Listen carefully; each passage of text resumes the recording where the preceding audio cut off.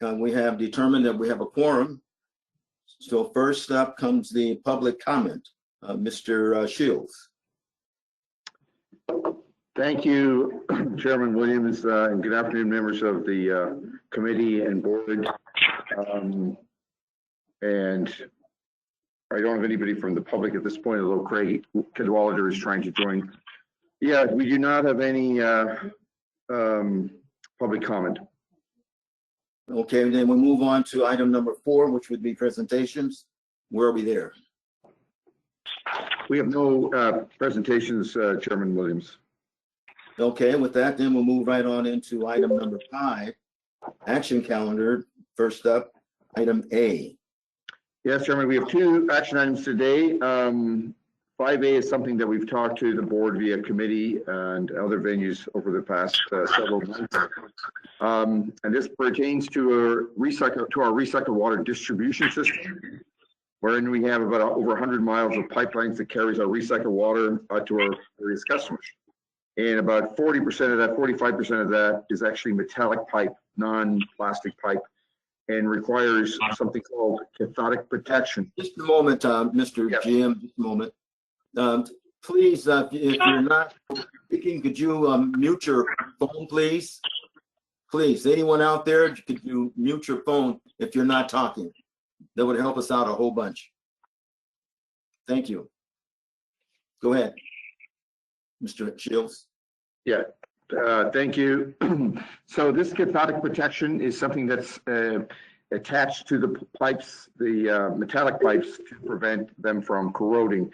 And it usually has about a 25-year lifespan. And so this particular item is after some testing and evaluation we've done and bidding about a project to make the necessary improvements to that system, that cathodic protection system, to protect our recycled water pipeline. So we have our engineer 2, Mr. Kevin Cullen, who recently passed his PE. Oh no, he took his PE. But you're guaranteeing you're going to pass that, right, Kevin? Fingers crossed. Kevin's going to present on this item. This has been his project for a while. So Kevin, can you take it away, please? Sure. Thank you, Kevin, Patrick. Just a minute. When did you take your exam? I took it back October 23rd, so we'll hear back in December. Oh, nice Christmas present. Yes, it would be. All right. Good luck. Director Williams, he had to drive to Vegas to take it. They're not to take a sitting test. They weren't doing them in California, so he had to drive all the way out to Vegas. So, oh, what a terrible thing. That's right. We got her done. Well, good afternoon, board members. Thanks for the introduction, Patrick. As many of you know, West Basin Municipal Water District delivers recycled water to our customers and satellite facilities using a network of over 100 miles of distribution pipelines. Of this system, about 44 miles are metallic pipelines. Metallic pipelines specifically, as a result of being exposed to soil and water being underground, they're often subject to severe corrosion. This corrosion can reduce the lifespan of the pipe, often resulting in premature failure. So to counteract that, pipelines are often equipped with coating systems or these cathodic protection systems. In West Basin's distribution system, we actually have both. So these CP systems, they really consist of a sacrificial block of a specified metal, often referred to as an anode. These are buried and electrically connected to the pipeline. So by being a more reactive metal, the sacrificial anode itself is oxidized or consumed over the lifespan rather than the pipe material itself, therefore protecting it from corrosion. So a little bit of background into the project. As Patrick noted, this was one of my first projects. When I joined the district in 2017, this was one of my first assignments. So we jumped into this effort kind of feet first. We did a quick condition assessment of just a few pipelines to see what systems were out there, what was kind of the status of these systems. We quickly realized that a lot of these anodes were at the end of their useful life and were within the next 5 years coming up needed to be replaced. So in 2018, we dove into an intense, rigorous testing project. We completed a series of testing on all of the metallic pipelines within the distribution system. The real purpose behind this testing project was to collect enough actionable field data to produce a clear path forward for the design. Some of the testing we did back then was soil resistivity testing, electrical continuity testing, electrical current requirement testing, as well as remaining anode life calculations for those systems that were already equipped with anodes, current density calculations, and a cement mortar coating assessment. Following this testing project, once we had all the data behind us, we dove into a detailed design where we really looked at the sites themselves. We did, like I said, a detailed site investigation that included topographic surveys of all the work areas, utility explorations, and more electrical discontinuity testing. We finally finished the design package in August of this year and put it out to bid. Using that final design, we posted a request for bids via West Basin's bid advertisement system, the network, on September 28th. It went out to over 704 vendors, 9 of which attended the mandatory pre-bid meeting back on October 8th. Bids were due November 5th at the DLD building. We actually hosted an in-person bid opening out in the parking lot, all using social distancing protocols, everyone wearing the proper PPE, so we were able to conduct that in person. We did receive 2 bids, both in line with the engineer's estimate. The engineer's estimate for this project was $7.9 million. We received 2 bids. The lowest responsive and responsible bidder was T.E. Roberts Incorporated with a total bid of $7,949,500. So overall, we were very pleased with the bids. Did want to touch on just a little bit more of the scope of the project and kind of the footprint that it carries.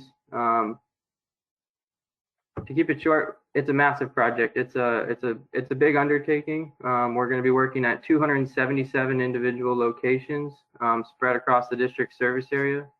We're going to be working in 12 different cities and jurisdictions. Those cities include the cities of Carson, El Segundo, Gardena, Hawthorne, Inglewood, Lawndale, Los Angeles, Manhattan Beach, Redondo Beach, Hermosa Beach, Torrance, as well as the county of Los Angeles. Yeah, in total, it will be a big impact. However, I must note it's a little bit different than most of our construction work that occurs out in the public right of the way. The district is used to doing a lot of pipeline constructions where you have a kind of linear traffic control, and it's a long, arduous process as the pipeline is built, one segment after the next. This work is very much a spot location work. The work will only take 1 to 2 weeks at each location. Detailed traffic control plans have been designed for each of these locations, and in fact, about 60% of the work will actually be behind the curb only, so it'll stay out of the street as well. One of the efforts that we have done as part of this undertaking of being out in the right of way so much is we've been reaching out to the cities and all of the representative public works managers, the city managers, throughout this whole design process, letting them know of the upcoming project. And we'll continue to do that and do it once more before we actually issue the notice to proceed to the contractor. In tandem, we've also been working hand in hand with our public information department to strategize how to mitigate any comments or mitigate any impacts that will have to any local businesses or folks out in the public. So I did mention we did receive 2 bids on this project. The lowest responsible bidder was T.E. Roberts. You might recall this contractor has also done some work for us in the past. They completed the Dominguez Tech Center renovation for us, as well as the Anderson Park customer connection. I believe staff was very pleased with this work in the past, and I'm happy to recommend T.E. Roberts for an award of a construction contract. So with that, I'd like to read the recommended motion, the recommendation that the board authorize the general manager to enter into an agreement with T.E. Roberts Incorporated, located in the city of Orange, California, for the construction of the cathodic protection system improvements project in the amount of $7,949,500 plus a 10% contingency of $794,950 for a total not to exceed contract amount of $8,744,450. And with that, I'd be happy to take any questions. Okay, very well. Thank you for that. Director Kwan, questions? No, thank you very much. Thank you, Kevin. No. Any other directors?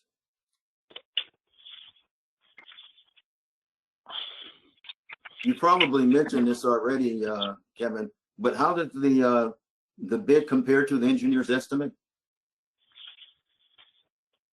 It was right in line. The engineer's estimate was $7,900,000 even. Okay, very good. And I'm pleased to hear that you're really doing a good job with your public outreach, because this is going to be really important to our reputation as good neighbors. So are we going to be handling that in-house, or are we going to have someone like the contractor or the construction management firm or whomever do that? How are we going to handle that? Yeah, Director Williams. Oh, go ahead, Kevin. I'm sorry. Oh, no problem. Yeah, it'll be multifaceted. We're working with the in-house public information department to strategize for that, and we'll also have a four-man construction management team. So they'll be out there with the contractor to field anything that comes up. Okay, very good. Thank you. Any other questions? Hearing none. No. Yes. Okay, very good. Then I would recommend that this goes on to the board for final approval. Can I get a concurrence on that? Yes, please. All right, thank you. Okay, Mr. General Manager, next item. Yeah, our next item on the agenda on the action calendar is item 5B. And this concerns concerns compliance with our barrier permit, the West Coast Basin Barrier project, and which requires an annual groundwater model to be run and an accompanying technical memorandum to be supplied to ensure compliance with the part of the overall compliance package for the regional board. So to cover this item, we have our water quality and environmental specialist, Jamie Burkhardt, to cover this. Jamie? There you are. Thank you, Patrick. Good afternoon, Chairman Williams and members of the board. I'm here today to present the action item on page 7 in your packets. Just to give a little bit of background first, the West Coast Basin Barrier Project establishes a hydraulic barrier to prevent seawater intrusion into the West and Central Basin groundwater aquifers. One of the designer waters produced at the ECL facility in El Segundo is for this seawater barrier. This advanced treated water is blended with potable water from MWD before being injected. This project is highly regulated by multiple agencies and regulatory documents. The annual groundwater modeling is a requirement within these regulations and permits, in addition to being required in the 5-year engineering report. Interra currently performs this annual update to the groundwater model and submits a technical memorandum to be included with the annual compliance report for the Los Angeles Regional Water Quality Control Board. Groundwater modeling is also a component within the 5-year engineering report. This report updates regulators on project facilities, water quality, groundwater flow and transport estimates, operating plans, and overall compliance during the time period. It is required to be updated every 5 years and to be stamped by both a professional engineer and a professional geologist. West Basin is currently working to produce the 2016 to 2020 report in-house and will require the review and stamp of a certified professional geologist to be provided by Interra. West Basin requested Interra to provide a quote for the following tasks: to perform the annual groundwater modeling update for the year 2020, and to support and review West Basin's 5-year engineering report, including the the stamp of a professional geologist. The proposed cost for the above tasks is $37,580. The breakdown of this cost can be found on pages 9 and 10 of your packets. West Basin's current agreement with Interra for groundwater modeling services will expire on December 31st, 2020. Interra has been providing this specialized technical and compliance service since 2014 as part of a contracted amount of $240,690. The proposed services and one-year extension would complete the 2020 analysis. Therefore, the 5-year engineering report will contain 5 years of consistent groundwater modeling reports and data. Bundling the annual and the 5-year reporting requirements and securing a contract that will support both will help to ensure West Basin's continued compliance with groundwater regulations. The proposed amendment of $37,580 plus a 10% contingency of $3,758 will result in a new total not to exceed contract amount of $282,028. West Basin staff plans to issue another request for proposal for the next 5 years of groundwater modeling services in 2021. I will now read the recommendation. That the board authorize the general manager to amend agreement W2466 with Interra Incorporated, located in Torrance, California, for groundwater modeling services in the amount of $37,580 plus a 10% contingency of $3,758, a total increase of $41,338 for a new total not to exceed contract amount of $282,028, and to extend the contract for 1 year from January 1st, 2021 to December 31st, 2021. I would be happy to answer any questions you may have. Well, thank you for that report. Director Kwan, question? No, thank you very much. Any other board member? I thank you very much. One quick question for our public's information. What does it mean to stamp the plans? You were talking about things being stamped. What does that mean? I would expect kind of that it would be the same as what you'd have for an engineer. To stamp the plans means that you have gone through and reviewed and everything within the document appears to be correct to the best of your knowledge. So one of the interesting things about this report is that it's required in our actual permit that it be stamped by not only a professional engineer, but also a professional geologist. So we need people from both sets to review the work and stamp the final product to certify that they believe that it's correct to the best of their knowledge. Very good, thank you. Director Kwan, should we send this on to the board? Yes, that's fine with me. Thank you. Okay, I concur. So there you go, Mr. General Manager. Next item. Thank you. That concludes the action calendar. Thank you. Thank you, Jamie. So, yeah, good presentations from Kevin and from Jamie. So now we'll move on to the information calendar for today. We have 3 separate components to it. The first one is our, typical monthly update on our projects, our capital improvement program, and what our projects are proceeding. And today we have our manager of engineering, Wendell Johnson. Wendell, can you take today's report for us? Thank you for that. Thank you for that, Patrick. Good afternoon, Chairman Williams and committee members.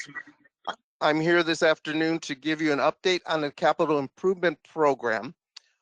This is going to be a little bit different because what we're going to be doing is we're going to be taking a look at the construction as it's proceeding. Okay.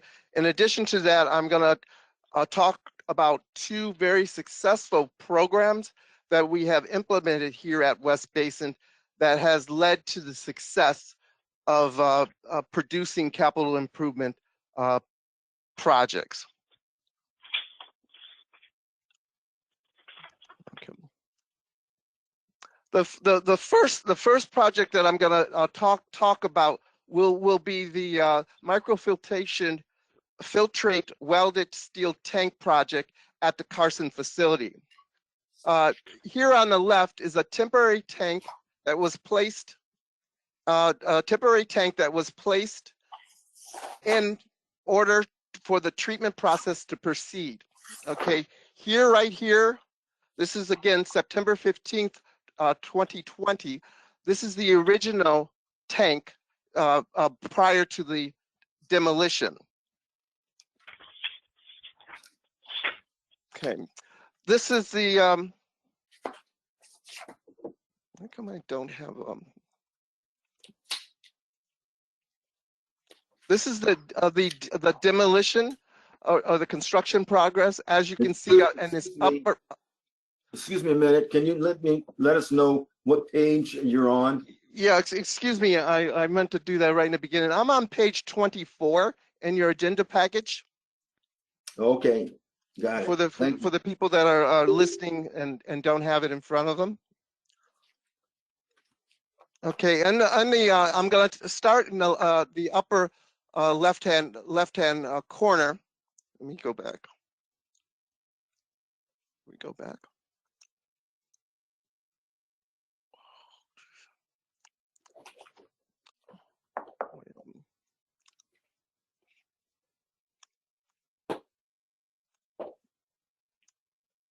Hold on one second.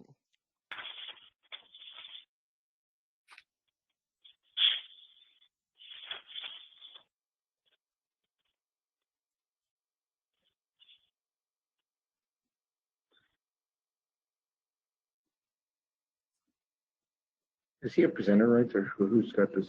I don't have the presenter rights for some reason, but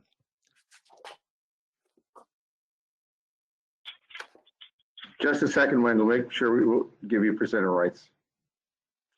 So right now what's on this page is, okay, now you have presenter rights. all right, wonderful. That was making it extremely challenged. Let me start all over. Sorry about that. I'm on page 21 in your agenda package, and today I'm going to give you an update on the capital improvement program. Okay, this is going to be different than what you normally see, because what we're going to be showing you here is we're going to be showing the construction as it progresses through that. In addition to that, I'm going to give you an update on two very successful programs we have here at West Basin, which enables us to get the capital projects designed and also enables us to get the capital projects built, construction or construction management. Again, I'm on page 21. I'm going to start first with the microfiltration tank. Okay, and this is a replacement project of a steel tank that was built originally when the construction of the facility first started. The microfiltration tank is the tank that's in between the microfiltration and the RO, or reverse osmosis. It's a holding tank because the time of the product that moves through the train is different, okay? And so you need a little bit of storage capacity on this. Here is the site prior to the construction starting, and we had just installed the temporary tank. The right here is the original temporary tank. Okay, and they can see it? No, cannot see it. Oh my God, what happened?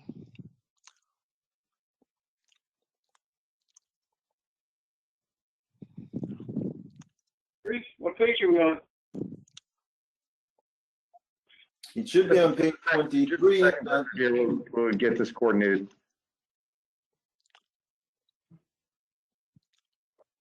What?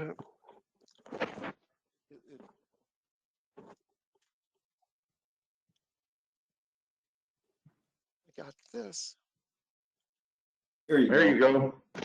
All right. Thank you. So this is packet page 23. We're at page 23 in your agenda package. Okay, and this is the construction site prior to the start of the construction, where we had just installed a temporary storage tank. Okay, and here's the original tank that's going to be replaced. The temporary tank is placed on the site so that the process itself of providing them with water will continue while the construction of the project goes on. I'm on page 24 of your packet. This shows in your upper left-hand corner the beginning of the demolition of the steel tank.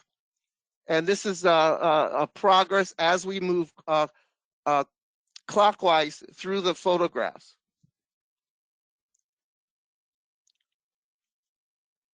And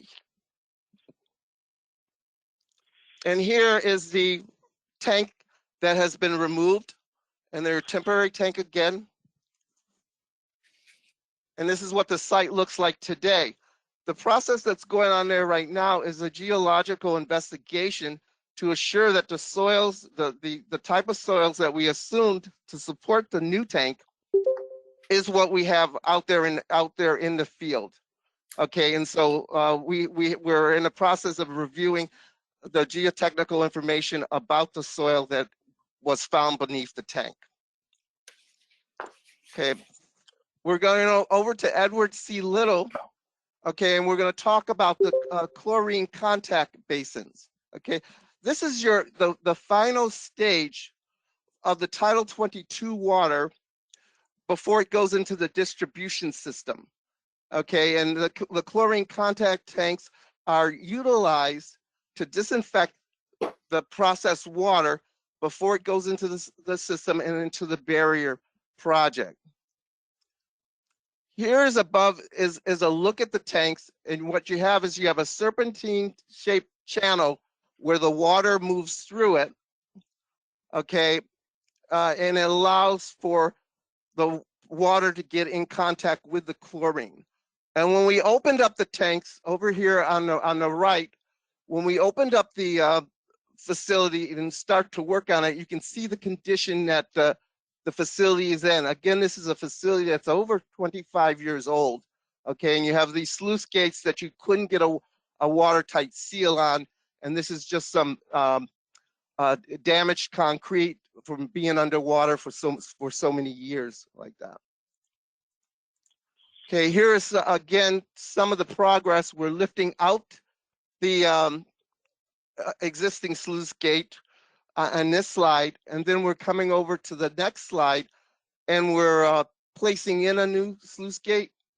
And we also deployed divers at times to be able to go under the water in order to release some of the drains that were difficult to actually drain.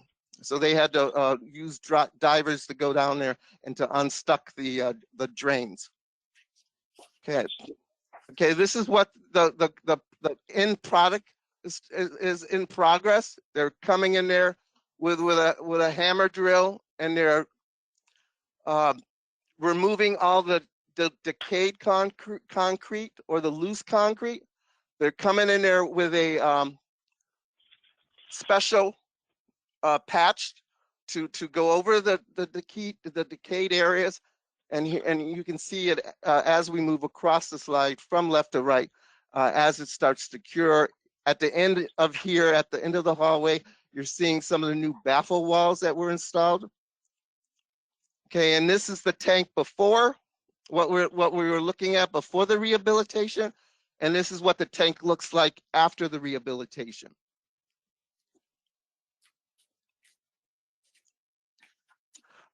Going back to the Little project, okay, this is a sodium hydrochloride tank replacement. This is where we store the main disinfection that we use on the facility. These 4 tanks that are in the center, a couple of them have been there since the facility actually was constructed. The other 2 were later replacements, but the coating on the inside of it failed, and we didn't get a long life out of it. It was a premature failure of the tank, and so as part of this project, we're replacing all 4 of these tanks. These are some progress photos where we took out the foundation and we prepared the subbase. We came here on the right and we installed reinforcing steel, okay, for it. And then the next photo, we're on page 33, and now we're on page 34. The next photo is them placing the concrete, and here they're the concrete, they're aligning the anchor bolts, and the concrete slab is going to cure. It takes about 30 days for the slab to cure, and then a special coating in order for the concrete to be more resistant in the future is being applied to the concrete. So we should be able to get a longer life out of the facility this time after it's been reconstructed. Where we are right now is that the tanks are being fabricated in Buffalo, New York. There were only 2 locations in the country that actually did these specialized tanks. They have a very special coating on the inside of it that has to be specially applied under a strict quality control.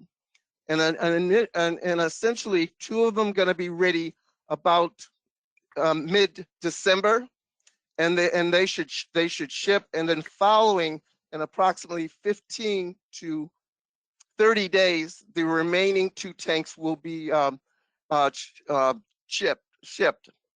We have 3 foundations that are prepared, and once the tanks get out there, they will be hosted into place. The remaining tank will be stored while we remove the existing foundation that's out there, because we needed the storage in order for the process at the facility to carry forward.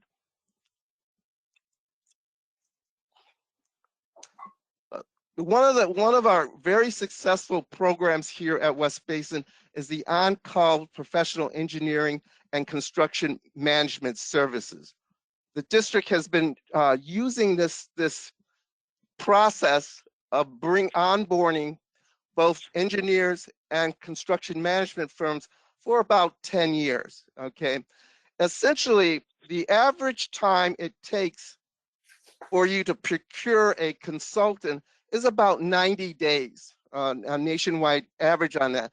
So instead of having to go out each time and procure the consultant, what we did is that we started a process where we asked for qualifications, okay? And I'm on slide page 38. Let me go back. On page 38, okay, and we got about, on the average, this chart shows you the number of solicitations that were delivered, okay, for the various cycles of this program. The cycles are on your left-hand side. The solicitations that were delivered to the individual consultant firms are shown here in the next column.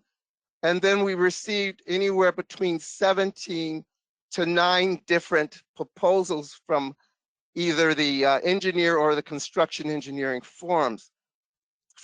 We awarded contracts to 5 of the engineering firms and 3 of the construction management firms the first year. And the subsequent cycles, we awarded 5 to the engineering companies and 5 to the construction management companies. What this allows us to do is that we've screened the individual companies, okay, for their qualification, and we allow them to submit, well, we develop a request for proposal for the work that's going to be done after we pre-qualify the consultant, and they provide us a response to the request for RFP, and we evaluate the individual RFPs, and then we come back to the agency here and we award a task item for them to do the work.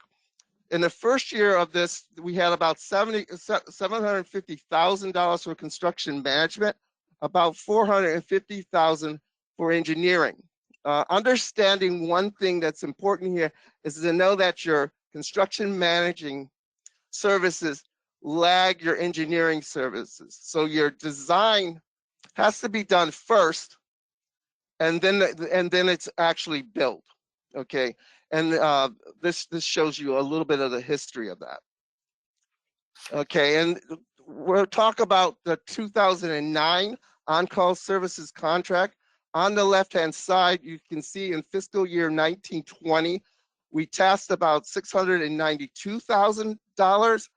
By this time in the year 2021, we have tasked about $1.1 million, and we have about $1.4 million remaining in the budget.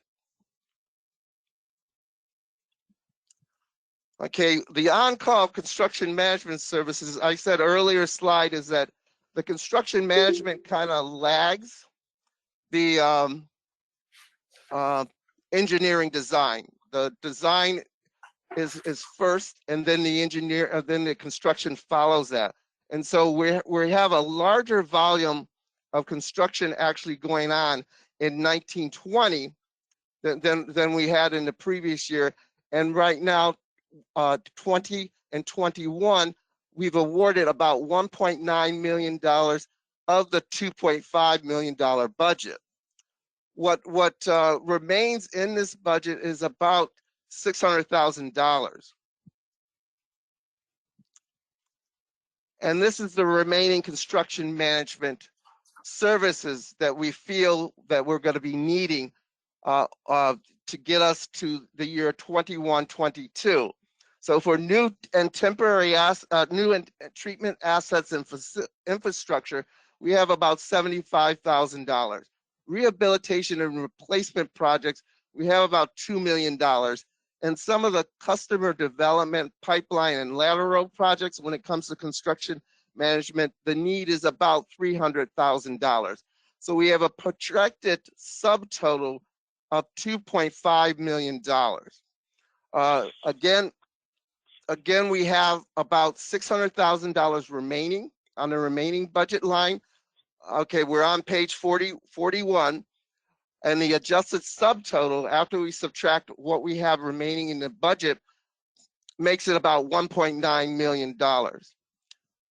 A few of the projects are a little more complicated, and the set of skills that we have on board already are not the skills that we actually need. So of that, about $845,000 is going to be an outside solicitation anyway. And so our adjusted subtotal is approximately $1.1 million. The original budget was $2.5 million. The new budget being $3.6 million. So our initial shortfall that we have is about 1.1 that's required in for a budget adjustment.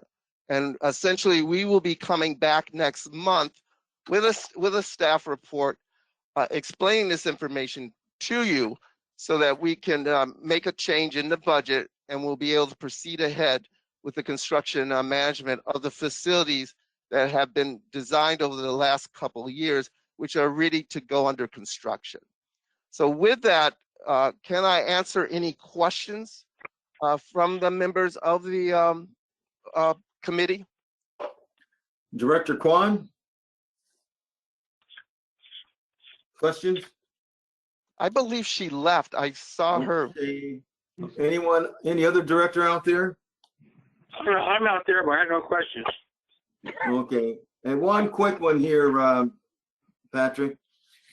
What makes you feel comfortable that the price, the engineering price you're getting from your design firms and as well as your construction management numbers are fair. Yeah, I'm going to defer to Bart here, but when the bids go out initially for those 5 firms that we currently have, 5 construction management, 5 engineering, they supply skill sets and rates for their services. So we know that's how we know they're competitive. That's part of how they got chosen in the first place. So they're kind of pre-qualified based on set rates and set disciplines. Bart, do you want to add anything to that? Yes, Patrick, thank you. And good afternoon, Chairman Williams and members of the board. What Patrick said is absolutely correct. The rates get locked in when the pre-qualification process, when we go through the pre-qualification process at the beginning of that first year. And in addition to that, when we issue a project for the consultants to bid on and to provide proposals on, they're basically competing against each other. So there's still competition amongst those 5 firms on each of the pools to try to be a little competitive, to show their skill sets, show their approach towards the work, but also provide a specific cost estimate to each of the projects. So there's still competition among those firms that we pre-select. One last question as a follow-up. How do you determine what the engineering cost is going to be as an estimate? Who estimates that? It's a combination. Sometimes we estimate it. Sometimes we have consultants who are working on a feasibility study or a planning document that do the estimation for us. And the estimation has, over the years, could be adjusted. But initially, if it's coming from a planning document like our 2009 master plan, for example, there are certain contingencies that are put in there on those cost estimates for each of the projects. Because a lot is unknown in the planning phase. And then when we go into feasibility study, if there is a feasibility study, the costs get looked at one more time. And then if we're doing a preliminary design, the costs get looked at again and again. So it's a combination of consultants and ourselves, really, from the projects that we are completing and the cost estimates that we are seeing. We're able to validate what those project costs are. Very good. Thank you.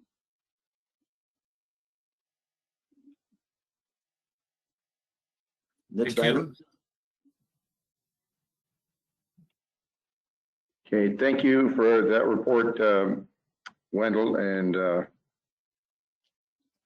Barkev. Let's see here. We are on information item 6B, which is the water facilities operations update, which hopefully you have an electronic copy that was emailed out to you yesterday. But it'll be up on the screen for those of you that are connected via GoToMeeting. And we have Susanna Lee going to, as always, present our report today. Susanna is our operations engineer. Susanna?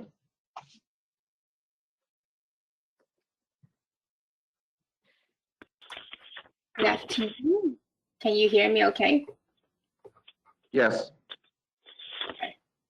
All right, good afternoon, Chairman William and members of the board. You can find a copy of the memo on page 43 of the packet, and the presentation was sent to you separately electronically, or you can follow along on the screen.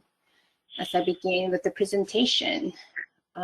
So first slide, or slide 2, as usual, we'll begin with the water quality report. As you may notice, this month, there's a little bit different to the slide. Staff have added the disinfectant tertiary product turbidity to the graph, as you have accustomed to seeing the highly variable influent turbidity that comes into our plan. Staff want to inform the board that how hard the operations staff work to maintain the product effluent turbidity to ensure that it meet permit requirement of 2 NTU. As you can see, in August, we had hit by really bad water quality, but ultimately we were able to meet the permit requirement of 2 NTU along as usual. For the month of October, the average influent turbidity was at 9.52. The product turbidity was averaged to be 1.74. So our operations staff, we worked to adjust any chemical according to the influent water quality to ensure that the product water meets the permit requirements. Moving on to slide 3, our water production. This is for the month of September. At the time of when we were preparing the package, we didn't have the October production number, but I did get it early this morning, so I'll just briefly go over the October later on after I report the September numbers. And as a reminder to the board, the first quarter of the budget sales were adjusted based on the April to June reduction due to the COVID effect. So for the first quarter of FY 2021, we actually met for our budgeted amount. For the month of September, we were actually up 4%, with the exception of barrier production, which was mainly due to a SCE flex power exercise that we had to participate, and there was also county maintenance work going on that kind of limit our barrier injection target. So that was a 7% below our budget for the month of September. And for JMM boiler feed, again, they continue to utilize their groundwater, internal groundwater, so that is consistently below what we budgeted. So overall, for the first quarter, we actually came really close to our budget. As I mentioned this morning, I took a quick look on the October sales. I think the major difference and change was the Torrance nitrified productions that had a huge decrease in the month of October. But overall, as of October, our production is about 2% below total budget at this point. Moving on to slide 4 on the presentation packet. As we always talk about operations and water quality, staff would like to bring some update on the maintenance activities to let you be familiar with the type of maintenance activities that are going on in the plant. So on the left, you see a picture of an operator maintenance staff actually doing some pinning work that was done in the October month. This is for the submersible microfiltration modules, and that is a phase 4 microfiltration system. These are the Cyanor membranes that were installed approximately 3 years ago. We're starting to see some fiber breakage, and which require us to pin and repair the broken fibers to prevent dirty water going through the filter. So staff was here putting pins into the broken fibers. And for the month of October, we also had to do a number of RO CIP cleaning. So this is a picture of one of the steps that the staff had to go through controlling for the different CIP process. And on the right, we're seeing some activity of a phase 5 heater control panel work. Currently, the CIP control panel was not working, so we had to do repair. What it will help us is that once this is repaired, we can heat the CIP solution to make the cleaning more effective. So moving on to slide number 5. This is our compliance report, one of our compliance report slides. For the month of October, We submitted a total of 3 reports and conducted a total of 350 sample.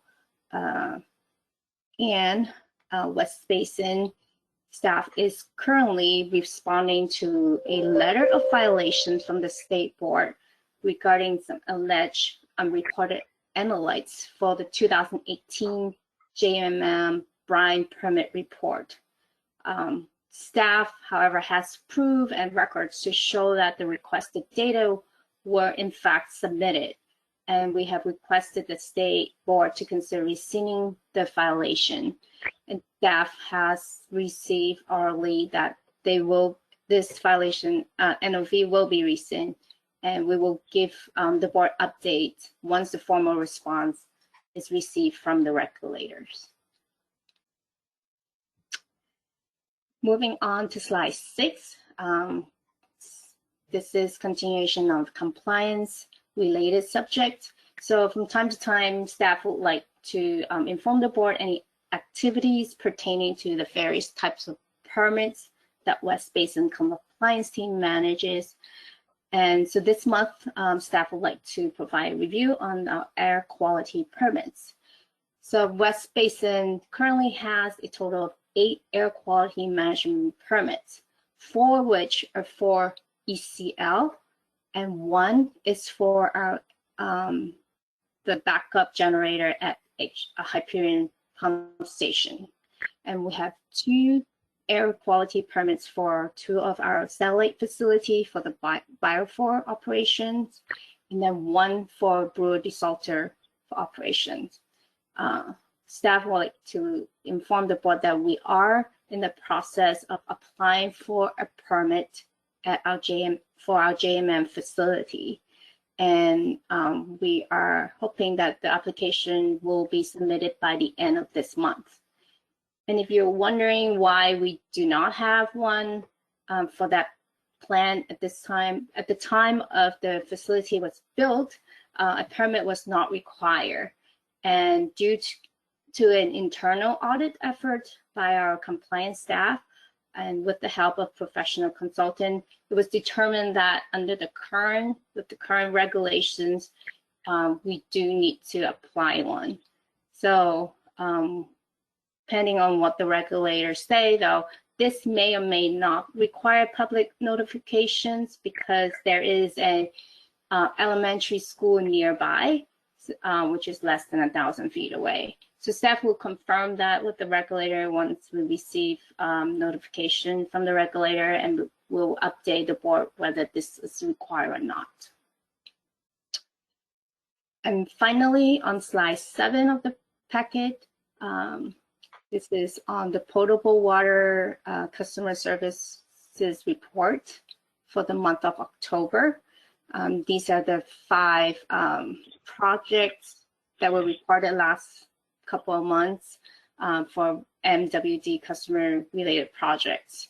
And currently most of these projects are they're on the Metropolitan Court. So they are either reviewing plans or developing some design options, with the exception of WB 32 projects.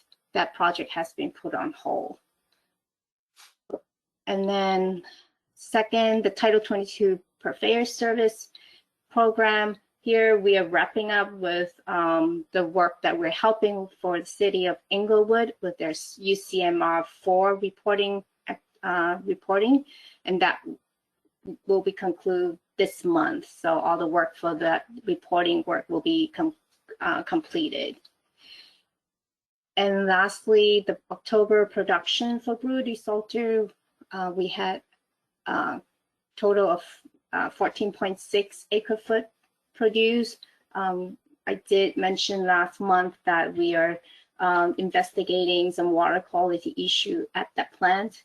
And currently the plant is offline as we continue with the investigations, and hopefully that will be wrapped up in the next couple of weeks. So with that, I'll be happy to answer any questions.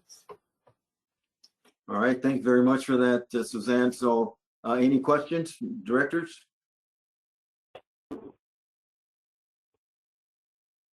Hey, Mr. Chair. Yes. Mr. Chair, this is Director Houston. I just want to understand, what was that last part that you mentioned, the plant offline, or what was that again? So for Brewer Desalter, we're investigating some water quality issues that preventing us from operating at this point. So we're cleaning some module, looking at what the issue is. We'll be wrapping that up in the next couple of weeks. Okay, great. Thank you. Okay, anything else? With that, next item, please. Okay, so thank you, Susanna. Very good report. We have our final information item today, the Recycle Water Customer Program update, and the status of our various connecting new customers and status of existing customers. We have actually Frank today. Frank is going to do this. Frank Fuchs. How are you doing, Frank? Frank, of course, is our expert in all things recycled water. Go ahead, Frank. Thank you, Patrick.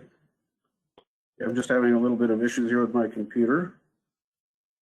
Apologize. It's okay. There.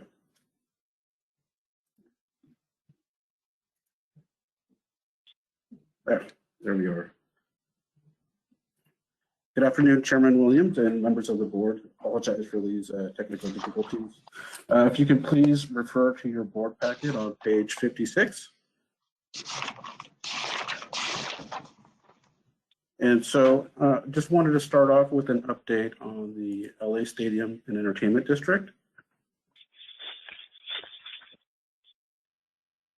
And so we've been updating the board on the new connections to the stadium, and we wanted to provide a further update. So far, we have connected irrigation landscaping surrounding the stadium, as well as the SoFi Stadium Lake that is prepared to receive recycled water. Overall, there are 30 potential connections. Currently, as you can see here on this map, in green, we're showing that there are 17 sites that have already been connected, and a total of 13 sites that are remaining to be connected.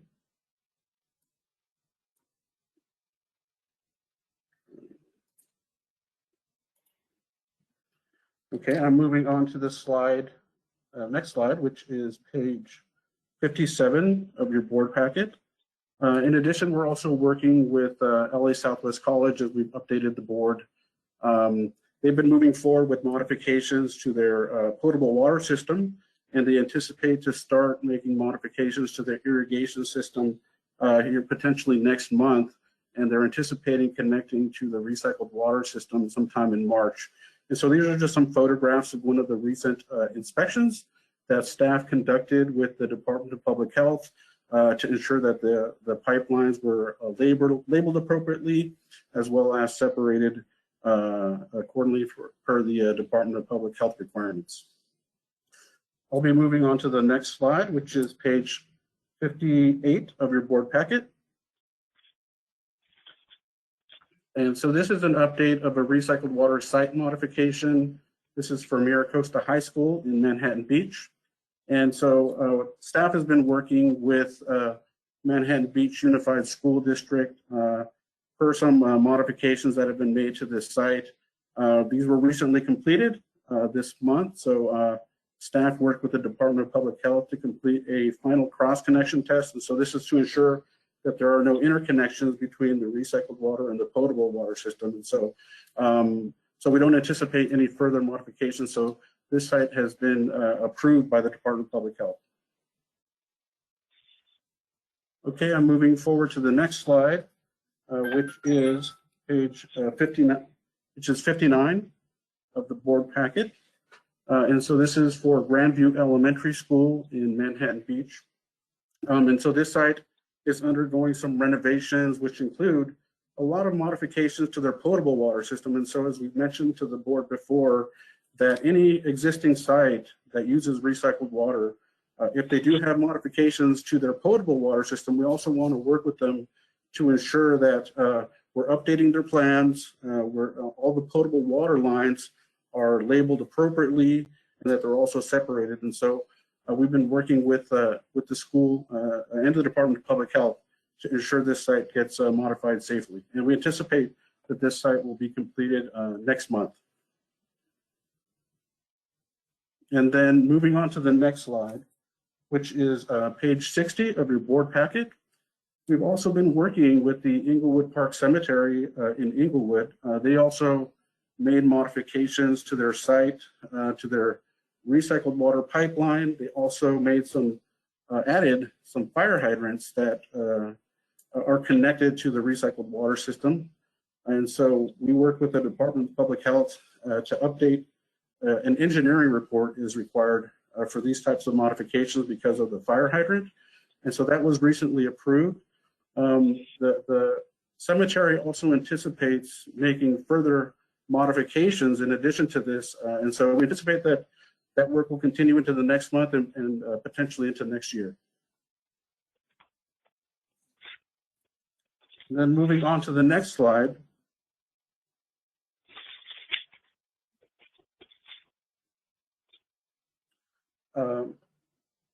This is slide, I'm sorry, if you can refer to page 61 of your board packet. This is an update for the Manhattan Village Shopping Center in Manhattan Beach as well. And again, this is just an update as we've been providing to the board regarding the construction that's been going on at this site. The developer there is extending the recycled water throughout that site. And so all of these modifications, again, need inspections and approval by the Department of Public Health. And we anticipate that they will be finished in March of next year. And then moving on to the final slide. This is a update of a potential new project. We wanted to give the board an update on this. This is a project in the city of Redondo Beach. The city of Redondo Beach. Director Williams asked him to look into a project around the corner. The city of Redondo Beach contacted us about a potential project. They're planning on resurfacing Manhattan Beach Boulevard. And so what they reached out to us to see if the district could evaluate the potential construction of a pipeline on Manhattan Beach Boulevard in order to reach several recycled water customers, including Manhattan Beach Medians, Northrop Irrigation Systems, Anderson Park, as well as Lincoln Elementary School. And so again, this is currently just being evaluated right now. Our engineering team is working with the city of Redondo Beach. They're going to put together a cost estimate, and then we'll be able to put together a feasibility analysis to determine if it's feasible to move forward with this project to construct this pipeline and to reach those potential customers. So that concludes my update, and I'd be happy to answer any questions.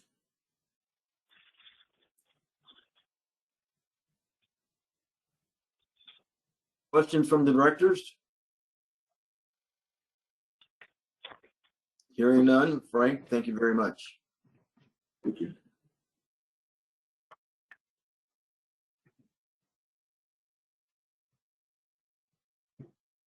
Next. Okay, Frank, thank you for that great report as always. Yep, that concludes our information items.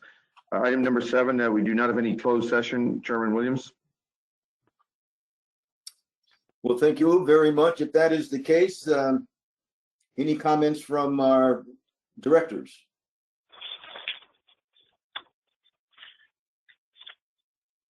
Hello, this is Director. This is Director Houston. Go ahead.